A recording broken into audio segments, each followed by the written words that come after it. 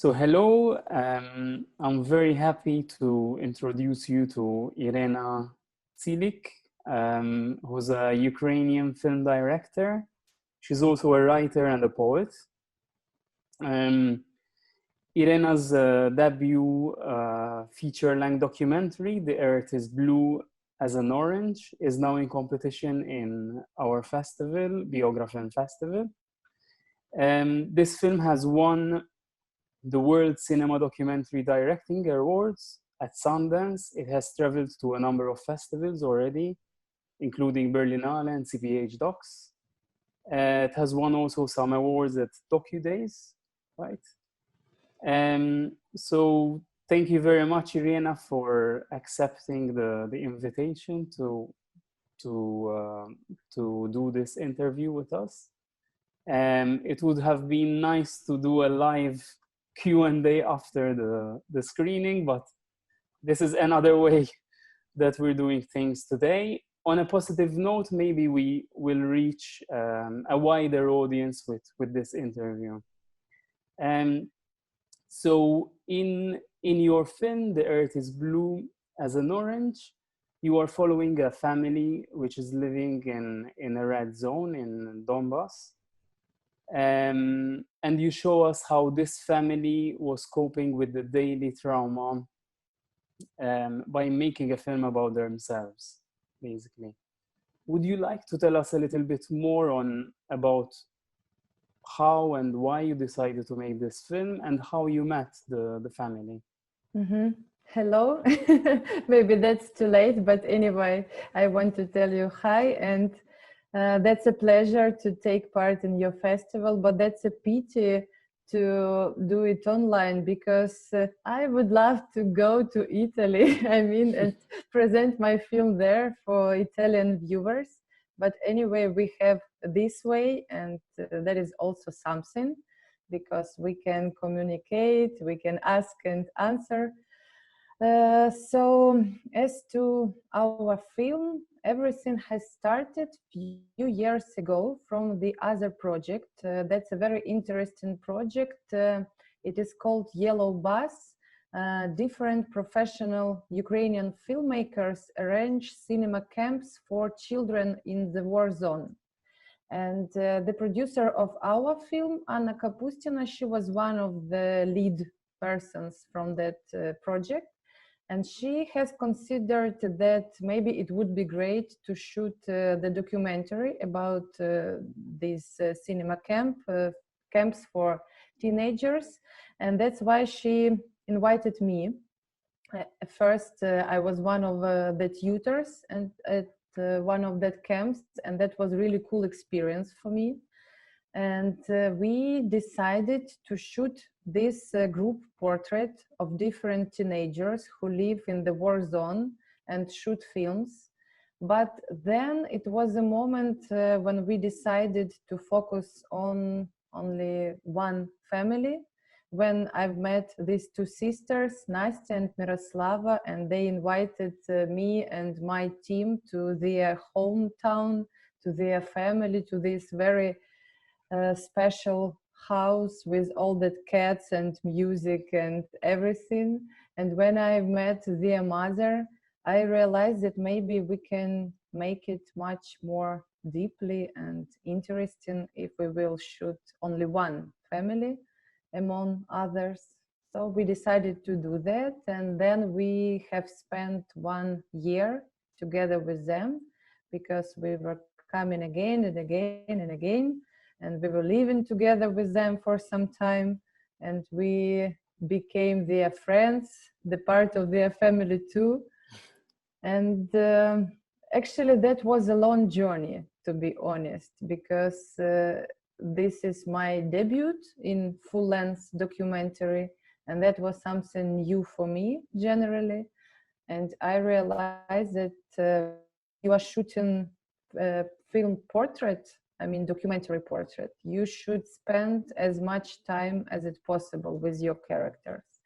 So yeah, that was a long way. Thank you.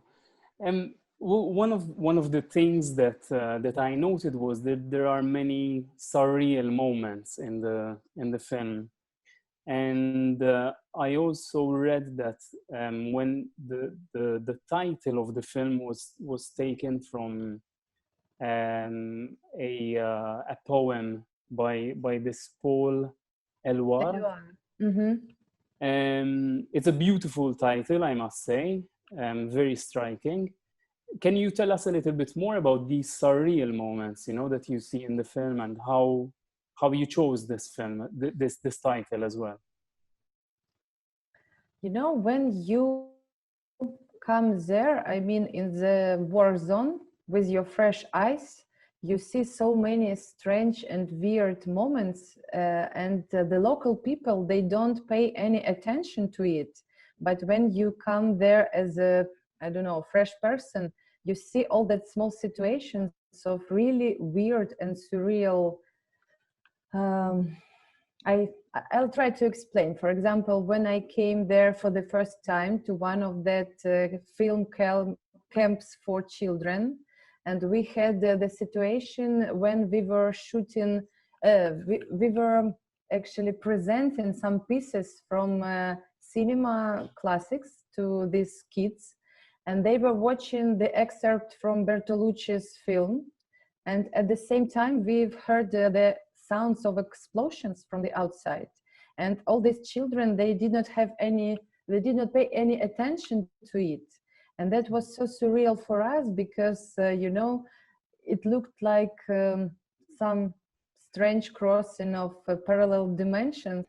We had actually different situations when we felt the same, that these parallel dimensions of war and peace cross each other. And when we came to this special family, um, there were lots of moments when I felt that it looks really strange and weird, somehow poetic, but at the same time, I don't know, it's difficult to explain. But when you see that scene, for example, when these two girls after the school ball taking pictures in front of the ruined school, and at the same time you see that military trucks behind them, that is that weird poetry for me, that poetry of war and peace, which is so actually,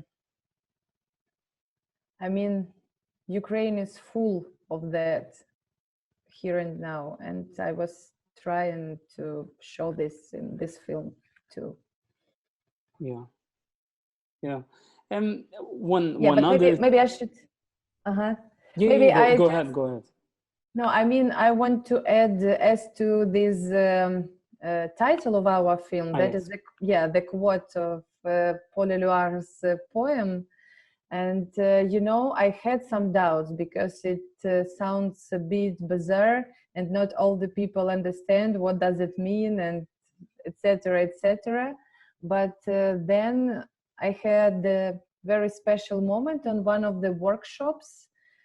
We had different decision makers there, different programmers from the festivals, and one of producers asked them to tell yes or no for our title, and everyone told yes.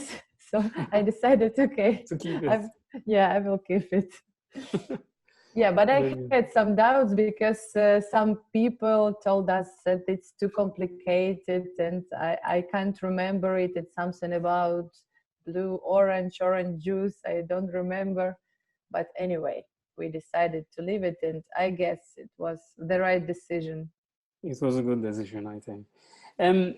Speaking of contrasts, one other thing that that is striking, I think, is the use of light and darkness in the film. So you seem to be using quite a lot this chiaroscuro technique, which works very well for your film. My question would be, how did you manage to do this since it's a documentary film? Mm-hmm. But I'm not sure that I've got your question. What did you mean again? Can you Yes, explain? in the film, you notice that you play quite a lot with light and darkness. You have Ah, many scenes where you have light and darkness. so did Um, you mean it literally, like light and yeah, dark? yeah, yeah, Yeah. yeah. Okay. Mm-hmm. How did you manage to do this? You know, and was it something that you were already thinking about when starting the project? No, I'm not sure. And it always depends on your characters, on the location, on the situation. And they have such a special cinematic house, as to my opinion. And that was a big luck when we just came. My cinematographer, I saw his eyes because me and him, we realized that this place is very interesting. And yes, it was interesting also to play with all that kind of things. But we've spent so much time together with our characters, so we just put our camera sometimes, and they felt so relaxed, and so I don't know, they even did not pay attention to us and to So, our presence, yes, in this house. So I mean, we had that chances to do it in different ways, to wait, to spend some time, and then to choose among lots of different shots. So I mean, it always depends, because when you are mhm, shooting something that changes so fast and you don't have time and possibility to play with camera, to choose angles, to do all that kind of things. But as to our situation, from as to my opinion, we could actually make the whole film just inside of this house.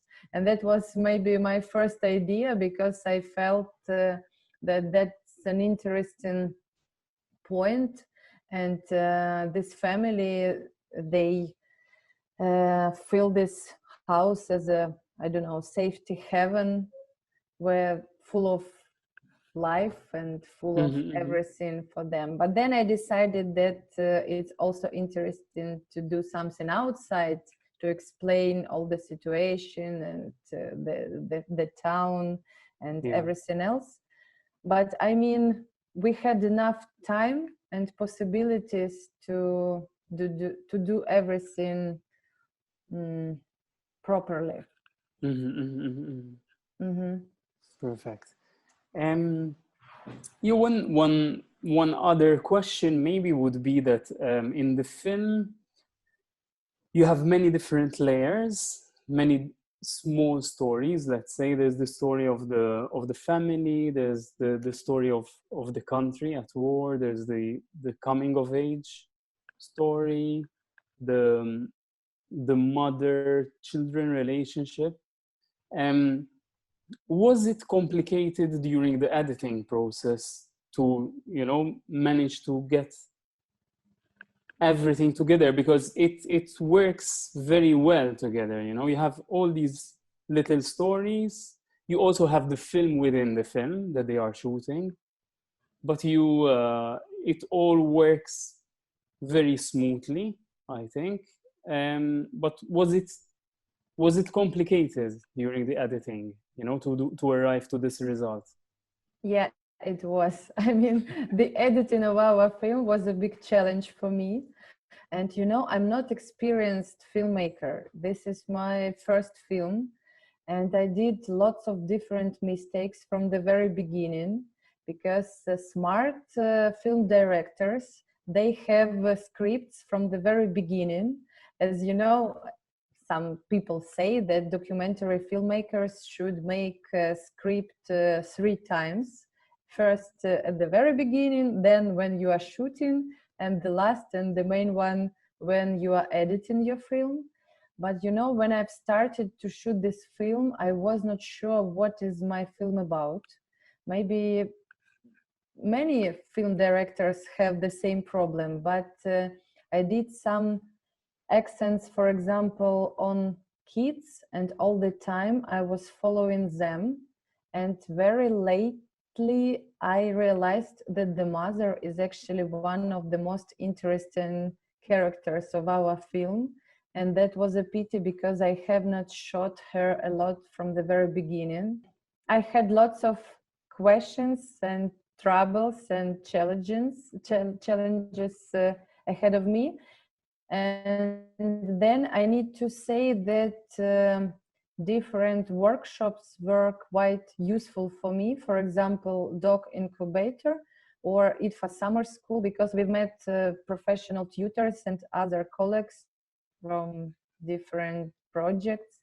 And you know, all that fresh eyes and their advices were actually very useful for me.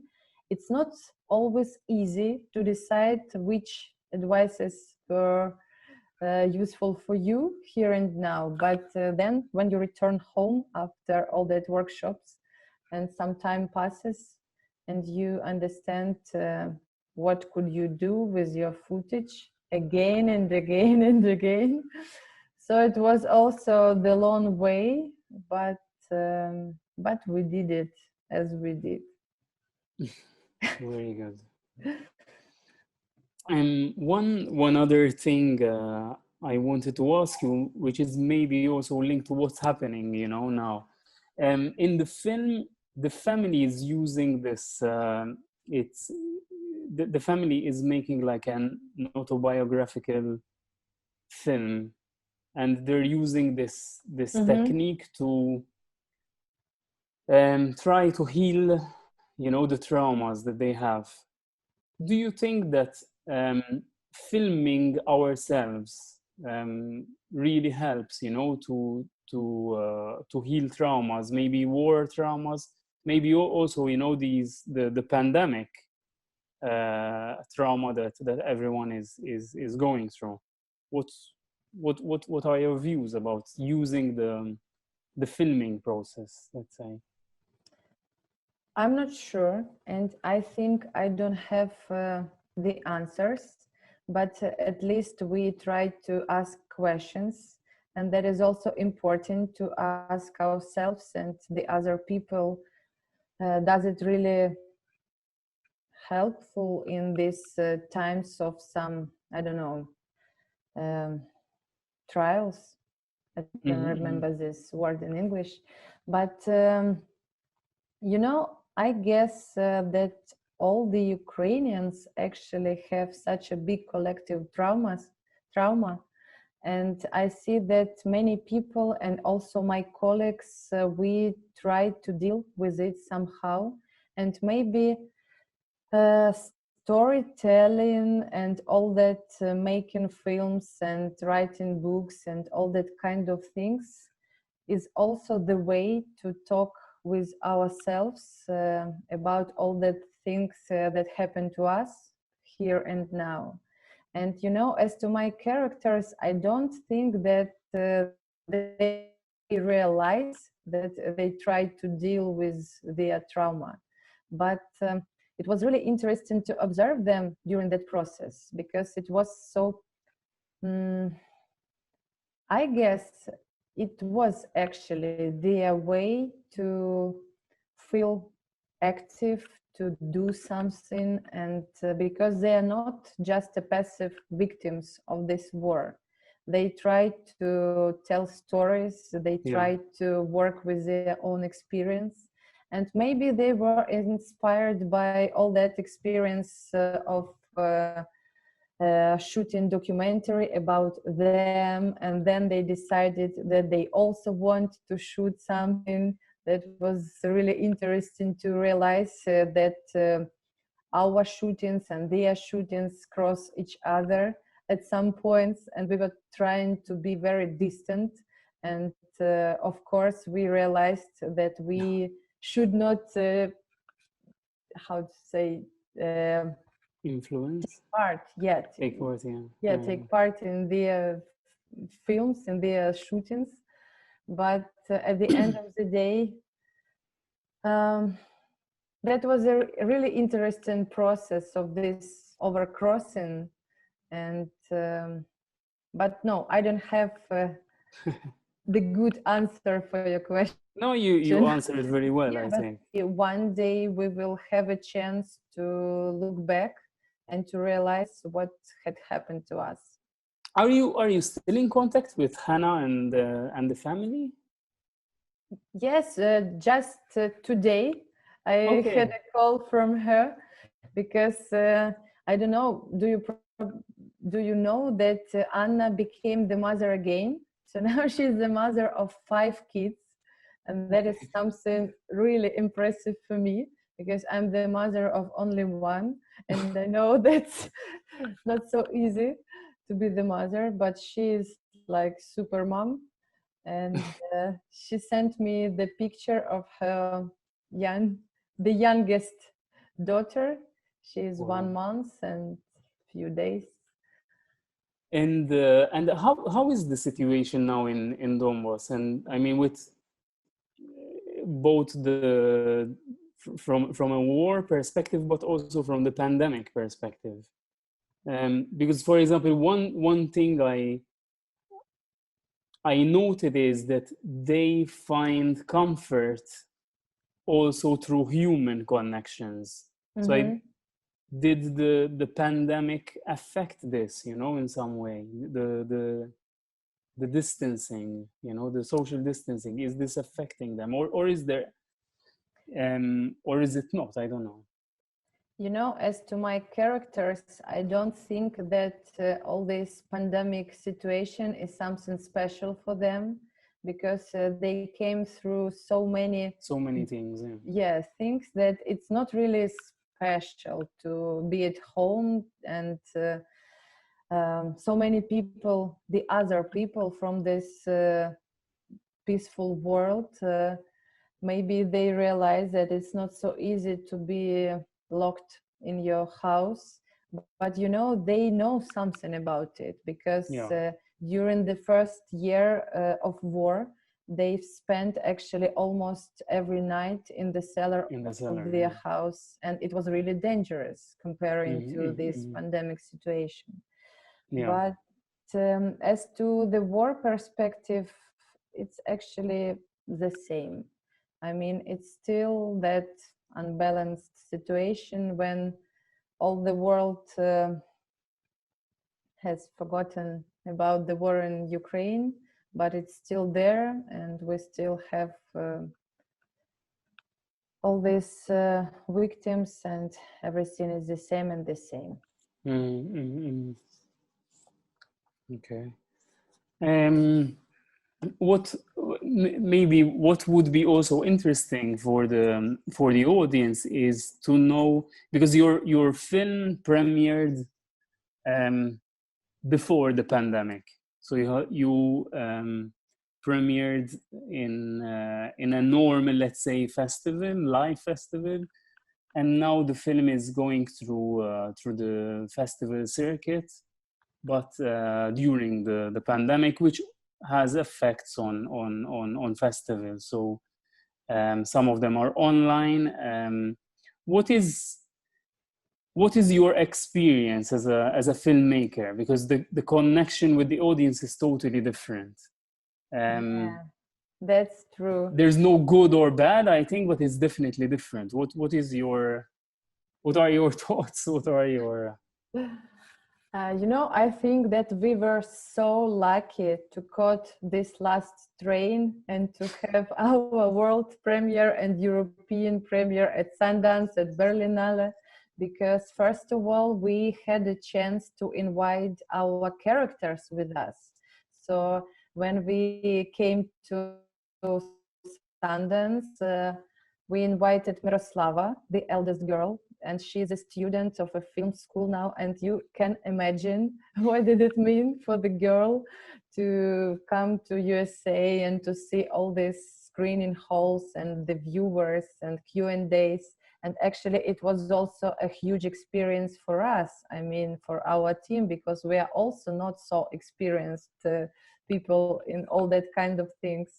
And then when we came to Berlinale, we invited also Nastya, the second girl. So that was a very happy experience for all of us, because girls were really happy and they were impressed a lot.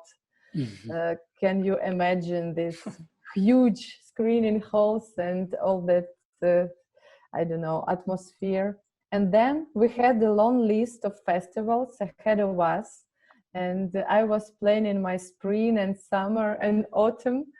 And one day I came to one of the festivals, and 1 hour after this festival was cancelled.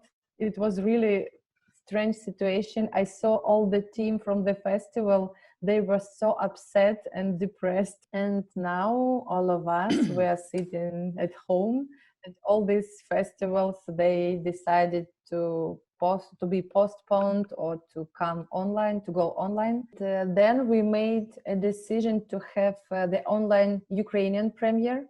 And actually this decision was not really easy, because I was trying to imagine all that viewers with laptops on their stomachs, and I don't know, I don't want to know anything about that.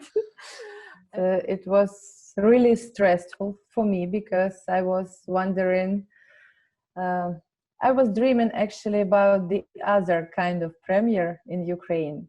But then when we realized that more than 4,000 people have watched our film during one day, and we've got hundreds or even thousands of feedbacks, it was really impressive for me and all my team, because first of all, we got news that many people from beyond our bubble, they have watched our film, and they decided to write us many different things about. So maybe that was something special, and maybe we just should understand that this is the other way could work for all of us. And also we were lucky to get 2 main prizes of this festival. So that was a good experience. Good And experience. now we have all these different festivals ahead of us. Some of them decided to wait, and they have postponed to autumn, but actually no one knows what will happen then. So maybe you are guys smart that you decided to do your festivals online and to choose actually the other way to connect with your viewers. Let's hope so. Let's hope so. So you are also a writer and a poet, right? Yeah. And when you started as a film director, I've seen that you started with fiction shorts. Mm-hmm. How did you choose to move to documentary? Why did you do this? The most interesting thing that I graduated from film school quite long time ago, and my specialty was director of TV, of television, but I've never worked on TV, even a single day. And at first I've started from working as first assistant to director in advertising, because we actually had such a dark times of stagnation in Ukrainian film industry, because nothing was happening. And then something has changed, and we've got new chances. I mean, different young directors have got a chance to do something and to shoot something. And I did few short fiction films. But then, during this last 6 years, everything has changed a lot, and all the situation in my country has changed. And documentary has become actually much more interesting. Maybe I'm wrong, but we live in that times when you see so many real stories around us, and you just want to grab your camera and try to stop this reality, to fix it, to show these stories to the other people. So first I took part in a very interesting project that was a cinema almanac about women at war. It is called Invisible Battalion, and it consists of 6 stories about different paramedics, snipers, stormtroopers who defend Ukraine, and all of them are women, very cool women. And then I tried to shoot, to do this full feature documentary. And it was so scary for me because, you know, this format, I mean, full length format, it's something really different. But at the end of the day, we did it. And I'm so happy. Yeah. You managed wonderfully. Are you planning something? Are you working on new projects at the moment, or mostly concentrating on this film, on the?